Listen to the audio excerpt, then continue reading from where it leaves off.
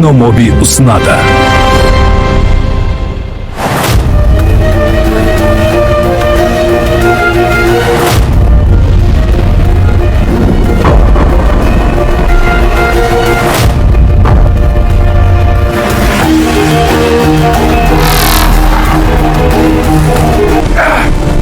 Айқала дейм, еңлікті шақыр, көмек сұра дейм саға.